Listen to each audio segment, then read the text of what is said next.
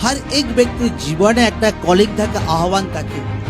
এবার हर एक ব্যক্তিকে ঈশ্বর একটা আত্মিক নাম দেয় একটা আত্মিক পজিশন দেয় এবং সেই ব্যক্তিকে সেটা বোঝা দরকার আছে যে ঈশ্বর আমার জীবনে কি আত্মিকভাবে কি কলিং রেখেছে ঈশ্বর তার দুনিয়াতে ঈশ্বর যে আমাকে মনোনীত করেছে আমার কলিং কি আমার আহ্বান কি ঈশ্বর আমার জীবনে কি চায় আর ঈশ্বর কি ধরনের স্পিরিটে আমাকে নিয়ে যেতে চায় লোকদেরকে একটা পুরো ক্লিয়ার সাফ নলেজ থাকতে আপনাকে আপনার জীবনে ঈশ্বরের প্ল্যানিং জানা দরকার আছে যদি কোনো ব্যক্তি ঈশ্বরের প্ল্যানিং নিজের জীবনে বুঝতে না পারে তো বহুত মুশকিল আছে সে এমন ব্যক্তি মতলব এদিক এদিক ওদিক ওদিক এদিক ওদিক তো তার জীবনে কোনো ঘাইগোড়া নেই তার জীবনে কোনো কিনারা নেই কোনো সঠিক রাইট রাস্তা নেই কোনো সঠিক দর্শন নেই এই জন্য हर एक ব্যক্তিকে তার জীবনে কলিং তার জীবনে আহ্বানকে বোঝা দরকার আছে যে ঈশ্বর আমার জীবনে কি চায়